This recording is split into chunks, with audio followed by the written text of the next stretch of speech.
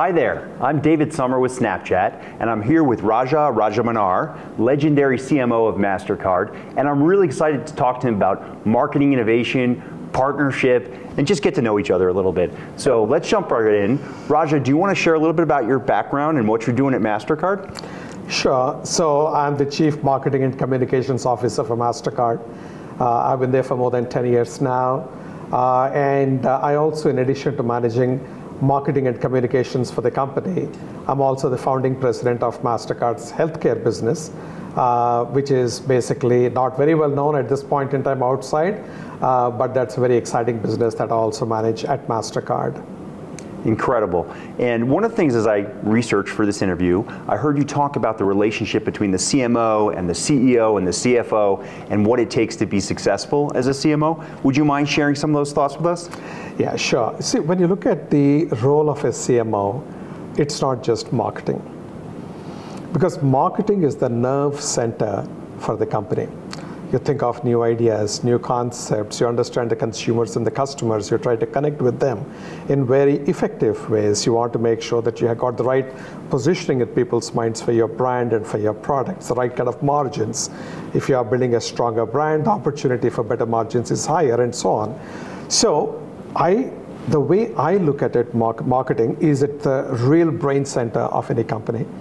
You got technology, finance, you have got human resources. All these are actually enablers and the execution arms of the company. So I would say, from that perspective, marketing has to play a very vital role, and the CMO has to evangelize marketing. Many companies don't understand what is marketing, what is the role of marketing.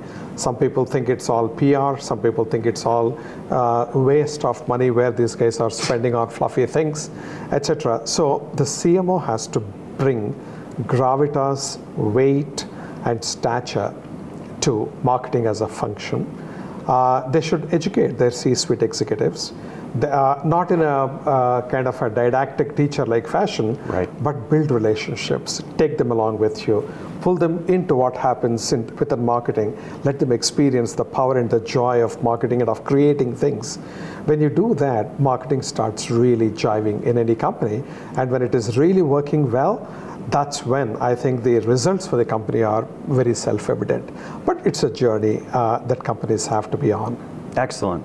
And you mentioned results, and that's something I think about a lot. But just to bring all of our viewers kind of onto the same page, how do you think about your key KPIs? What do you think about results? And how does Mastercard make money? So we look at 3 pillars for marketing and communications. Pillar number 1 is all about the brand.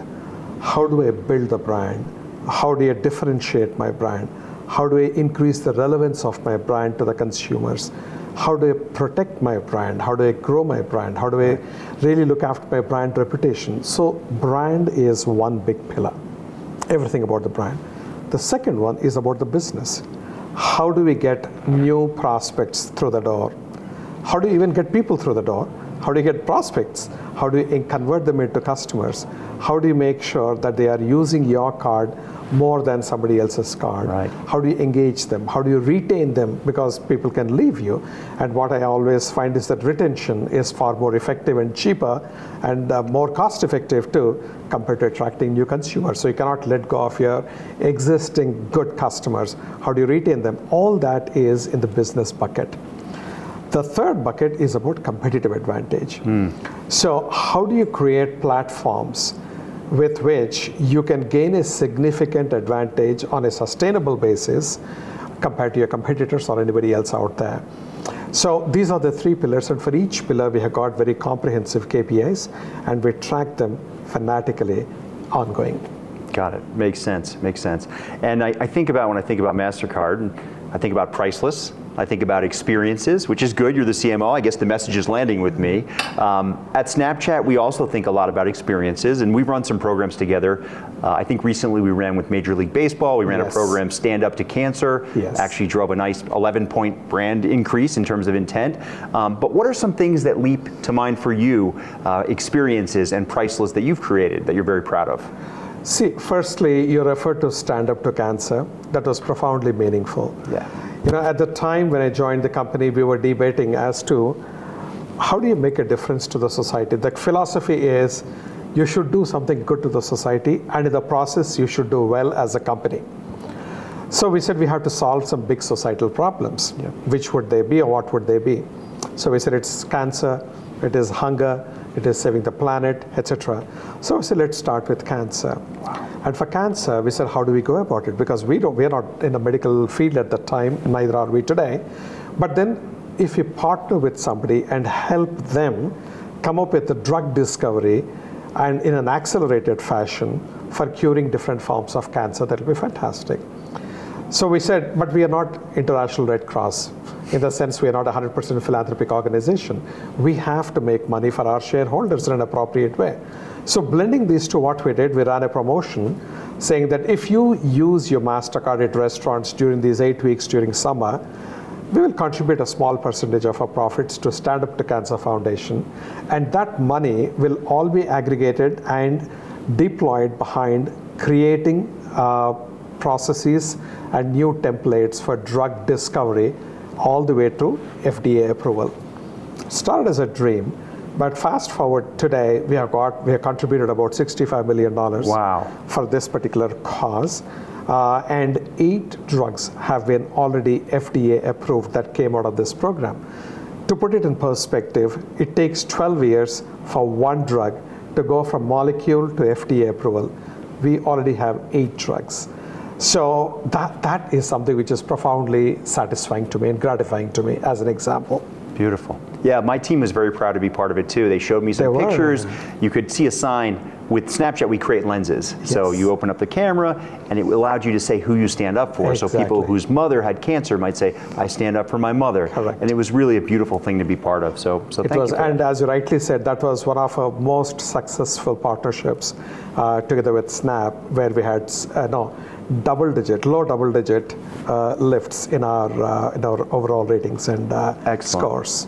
So you're creating brands in lots of innovative ways. One of the other ways I was reading about, or I've actually seen as a consumer, is with audio and sound, sonic brand building. Yeah. Can you talk about that? And I think I even read something about smell. Yes. Or maybe that hasn't happened yet. It has happened. All right. Yes. So, when you look at a human being, typical human being is blessed with 5 senses. And if you ask yourself what is each one of these senses, a sense is nothing but a methodology by which information around the environment, in the environment of this individual, is absorbed and relayed to the brain, which process it, and you think, feel, or act based on how the brain commands you. Most of the advertising typically happens on visual and audio. But the science behind how exactly visuals will work in the brain, how sounds, rhythms, tunes work in the brain is not very well understood. Even with the limited understanding for the visuals, it's deployed very beautiful ads, and you got posters, and you got kiosks, all these good visual elements. We started refining, and we created our first what we call a symbol brand, where we took away the name Mastercard from our logo, and we just have the logo with the 2 circles, red and yellow. Now, that has become now one of the most iconic brands, recognized by more than 84% of the people around the world, adults around the world, which is huge.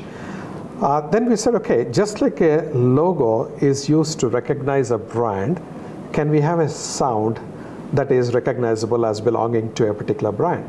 There have been great companies like Intel who have created sounds for their brand, like a sonic signature is for Intel, or British Airways has used some tune and melody. We said, is this all, or is there something more scientific? So literally I studied for 2 years, with musicians, music artists, music composers, musicologists, and so on in recording studios, to try and figure out, and neurologists most importantly, what is the effect of various components of sound on the human brain and how you feel about it. And with that knowledge, we created the Mastercard Sonic. This sonic identity of Mastercard is something which has propelled us from being nowhere to the world's #1 audio brand for 4 years running, and we are still continuing. So when you hear that sound, it is Mastercard. or when you think of Mastercard, you hear the sound in your brain.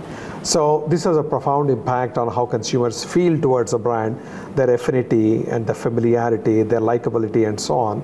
And that's the stuff that we have done.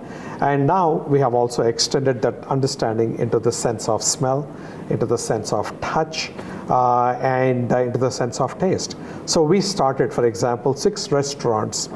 We created our own macarons. We created our own chocolates, which have got a very unique incredible taste. It's tapping the taste of the sense of taste. We created our own fragrances.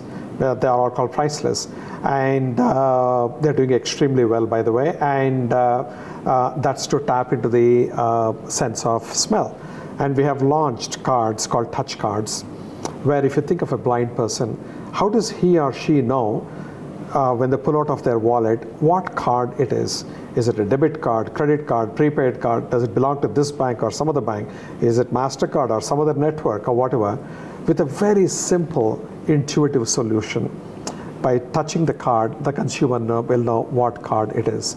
And we call it a touch card. Wow. So we are really getting into all the 5 senses, and this is what I call as multi-sensory marketing. Incredible, incredible. And when I hear you talk about it, the passion of your brand and all the things you're creating, it really gets me excited. It is exciting. Thank you. I know also you're a continuous learner. I've heard you talk about that as well. So maybe I'll combine kind of 2 questions. One, we're at CES. So is there something you're excited to see or to learn about? And also at CES, everybody's talking about AI. I know. So is there something that our viewers today should think about? I know people are worried, is AI going to take my job? What's your perspective on CES, technology, and AI, whatever you want to share with everybody? See, for me, technology is going to be the biggest game changer for the coming few decades, right? And it's already making a huge difference. Now, AI has been around, and at Mastercard, we have been using it for the last 10 years. What I think has given the kind of popularity and hype for AI, and it's a well-placed hype, it's not a misplaced hype at all, is Gen AI. Now, Gen AI, we have already started using it, and in fact, we are going to make an announcement very soon about the launch of how we will use AI for small businesses. And I'm going to make that announcement tomorrow at the CES on the stage. And there are so many possibilities of how people's lives can be enhanced and changed for the better with Gen AI. It's absolutely, I think our creativity is our only limitation, I would say. So I'm very excited about it. But also other technologies I'm very excited about, like augmented reality. And augmented reality will add literally layers and dimensions to our experience of everything around us in the world, which is fabulous. Metaverse, I have not given up on metaverse.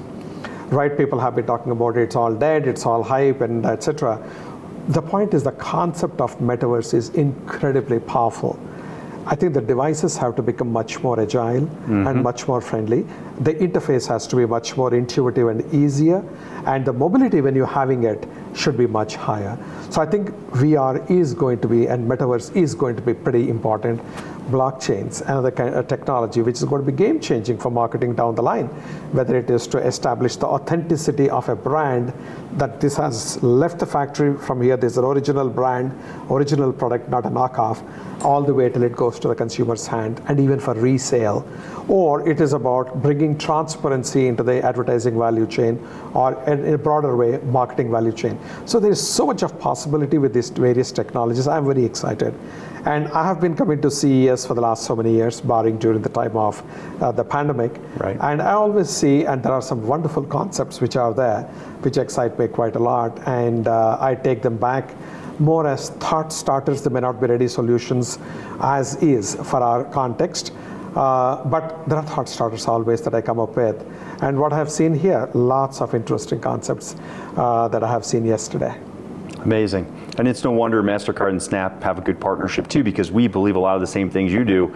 AR is something Evan Spiegel, our CEO, is incredibly passionate about. It's built into everything we do. Opens up with the camera when you open Snapchat. You can layer different branding experiences on there. And even in Snap right now, there's a function called My AI where you can actually communicate. It's powered by ChatGPT, but it's really an incredible experience. You can ask it anything and get all kinds of answers. So we're excited. It's absolutely, and I think you guys are also, I would say, a step ahead of the game, where there is a sense of gamification with whatever you do. So even from the point of if I were to think about if I want to educate a kid, okay, and make it fun and make it gamified, and in the context where they associate it naturally with fun, like a Snap, I think they would have fantastic time, yet they are learning without realizing they are learning, which is fabulous. Thank you. Yeah, so happy to hear that. All right, one of my favorite topics is partnership. That's been kind of a through line for my career. I've worked at multiple places, but I've always been assigned creating big partnerships with brand companies. What are some of the hallmarks of a great partnership in your mind, whether it's working with a company like Snapchat or even other great partners that Mastercard has experienced? Yeah, in fact, that's such a good question, and this is what I keep evangelizing to my team, right? It should be a partnership, not a vendor relationship, right? So whether it is a media company, whether it is an agency, whether it is anyone, a partnership to me is something where both the parties bring something to the table. There is a sense of trust, there is a sense of transparency, and there is a sense of mutual dependence to make things better for both the parties. It has to be win-win for both, but most importantly to the consumers first and foremost, because they are not doing well, both the partners will fail. So the point is they have to win, and these two have to win. And from that perspective for me, this is an often overlooked aspect at many companies, unfortunately, and in marketing. You feel that I'm throwing money, I'm getting some media, I'm happy, and that those people, now they should be good to me. No, I think it's a question of what value can they bring to the table. Many of the concepts that we actually have not been innovated or created only at Mastercard. We had brilliant ideas from our partners. And I'm not talking just about agency partners, but I'm talking about across the entire spectrum of partnerships that we have got. And I find it profoundly, profoundly valuable. It has to be born out of mutual respect. There has to be, it's a value-based partnership, which means there has to be integrity. There has to be ethics completely, totally above board, no hanky-panky. It has to be transparent, and objectives have to be aligned. And I think that's when you see the magic being created. Amazing. It actually reminds me of something my father used to say. My father was in sales, which I'm a partnership lead, but I'm also in sales. And he used to sell groceries to supermarkets. And he used to say to me, Dave, if it's not a good deal for both sides, it's not a good deal. I know. No matter if you can get the deal done, it's no good. Over the long term, everybody's got to feel good about it. Everybody's got to win. And that's kind of what you just said. So wise and so simple. Yeah. It's really powerful. All right, in closing, sometimes it's fun to do a lightning round. I don't know if you're up for this. I'll just ask you for a one-word answer, kind of your gut reaction with no explanation. So first I'll say beach or mountains? Beach. Excellent. Concerts or sporting events? Concerts. Sushi or pizza? Vegan pizza. Vegan pizza, excellent. Early to wake up or you like to sleep in? Early to wake up. Early to wake up. Blackjack or roulette, since we're at CES in Vegas? Neither. Neither, okay. Visa or MasterCard? It's a no-brainer. It's Mastercard all the way. I'm with you, Mastercard all the way. Well, thank you very much. As I said, it's been an honor to do this interview with you, and I look forward to continuing our partnership. Thank you, Dave. Much appreciated having me here. Beautiful. Thank you.